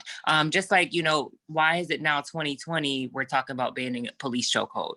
It's like things that should been done, let's get it done. And I don't know what it takes, because I'm not in, you know, I'm not into politics like that, but I would say that let us know what we need to do. Let us know what we need to do to help you get these policies in place and get these laws intact. Because I'm more than willing to do my part. I know the people I work with will be willing to do their part, but I think we need to know, what do you need from us to make these laws happen? What do you need from us to make sure that we're not discriminated against in housing or seeking services in substance abuse treatment programs and shelters? What do we need to do? I think that's the biggest question we would have for you, and then to know, to bring us to the table for the conversation.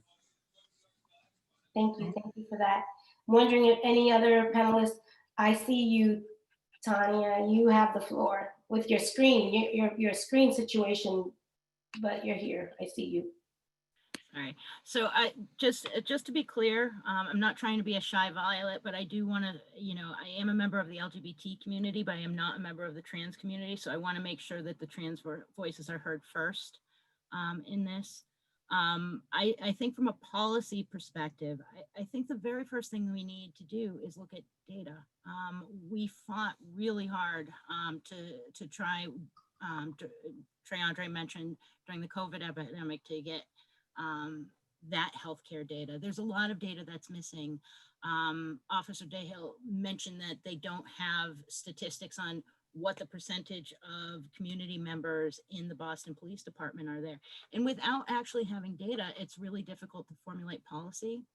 I would like to say that there is an ideal model somewhere out there in the world. I think if there were one, more communities would be copying it, and we wouldn't have this international epidemic. It's not just the United States. The UK has seen a spike in transgender violence this year as well. This is something that's crucial. There is data out there. There's data on homelessness. There's data on housing. There's data on employment discrimination. We know that the layers that go into any kind of violence. And I will also say, with regard to intimate partner violence, just because something happens between two people that know each other, it does not mean that it's not a hate crime.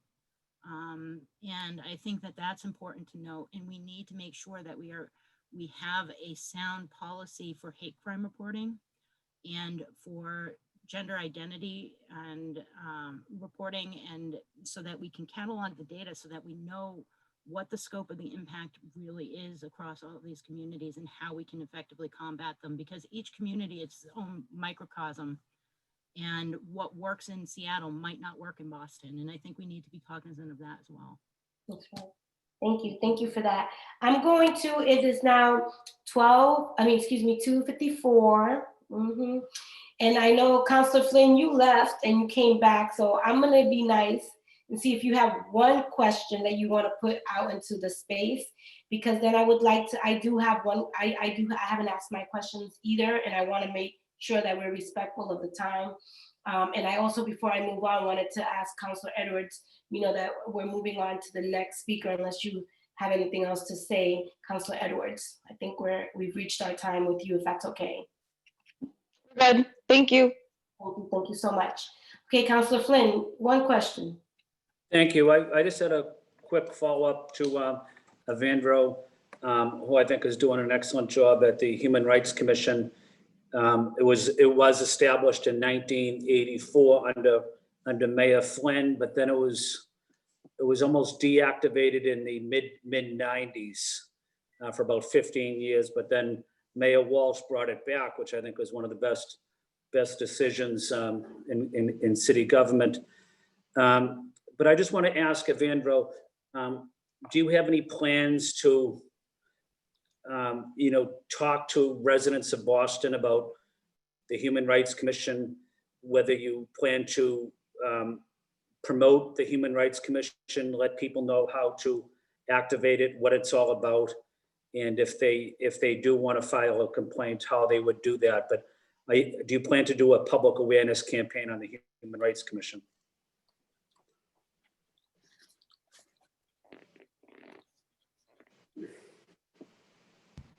You're muted, Evandro. Thank you. Am I unmuted now? Yeah. Okay, Councilor, thank you for that question, and thank you for your support for the Human Rights Commission. I definitely want to give kudos to your father, Mayor Flynn, for his leadership on this, even in the 80s, right? I think as one of the councilors mentioned earlier, the fact that the commission is so robust and so general, it speaks volumes to our city. We are, as a commission, in fact, that one of the things that we discussed in the last meeting was this, potentially not only having meetings as we have public meetings, but to find ways to communicate with people throughout the city, particularly under COVID. I can tell you that one of the people, hopefully, that will be hiring, it will be, maybe the title may change, but an education and outreach coordinator that's going to be devising exactly that plan to figure out how do we get our message out there, how do we build our website. As you know, before COVID, often these community meetings throughout the city that happen, that all of you know attend all the time. So they would come to these meetings and speak and have flyers in terms of what we're doing. So that's certainly in the plan to hire someone to focus on that, Council. Thank you, Evandro, and I appreciate that. And just as a point of reference, one of the reasons I voted for the mayor's budget, among many reasons, is the mayor significantly put funding into the Human Rights Commission to make sure it is active throughout the neighborhood. So thank you to Mayor Walsh and to Evandro as well. Thank you. Thank you, Councilor Flynn. Sorry to rush you, but I know that Councilor Breeden is blowing up my phone, letting me know that she has to leave at 3. So I'm gonna let you speak and say your last words, Councilor Breeden, so that I can ask my questions, because I know you gotta go. So, Councilor. Thank you so much. I'm really apologize. I have to dash off. I have a 3 o'clock non-movable event.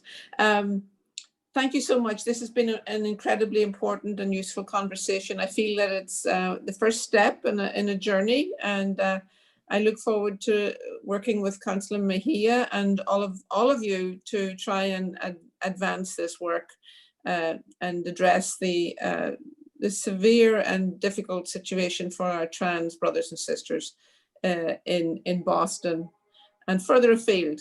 So thank you so much. I look forward to continuing the work, and thanks for the time this afternoon. Thank you. Thank you. Okay, thank you, Councilor Breeden. I'm gonna go to, I do have a quick question for Evandro. Is the commission open to expanding the definition of protected class beyond just gender identity, perhaps to specifically include transgender and gender non-conforming individuals? And what would that process look like? One second. Start video. Can you hear me? Okay. Hey, this, you know what? Maybe let's put it this way. I remember that the gender identity is one of the protected classes. I'm not 100% sure that that transgender is not mentioned in it, right? But to go to your point, we can, right? One of the things that the commission can do and should be doing is one, as was, told in the bill, is to study discrimination and make recommendations to the city council or to the mayor about how to update it. So this could be, again, which is one of the reasons why I want to keep talking to some of the advocates here beyond today, as some maybe changing the laws. We can do. Look at what other states are doing, what other cities are doing, and say, okay, there's a gap here in the city of Boston, and make recommendations to you all to update it. So again, it's an ordinance that obviously has to go through both the city council and the mayor, working with the commission. Okay, great. Thank you for that. And I think this is an opportunity to explore this and unpack it further and figure out the how we move the work times. And what was appropriate for 1980 is very different from 2020. And there is some energy.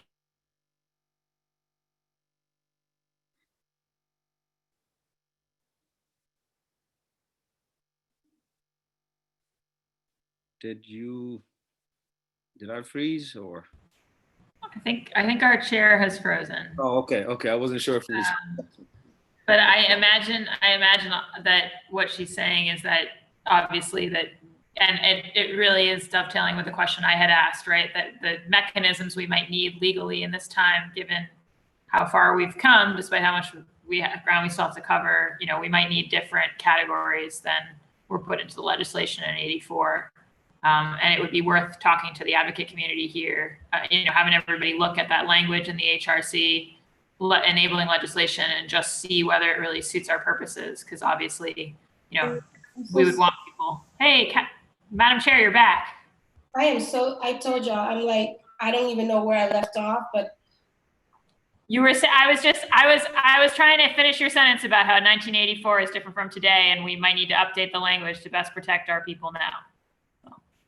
Oh, well, see, I love the fact that you understand exactly that's exactly where I was going.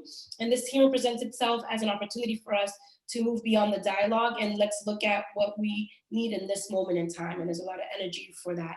So with that said, just in the interest of ending on time, would just like to thank all of our panelists for being here, the administration and my colleagues for not just showing up, but for being fully present.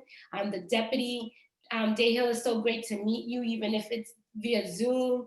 But that's what we need to do, is we all need to continue to be in dialogue and community with each other.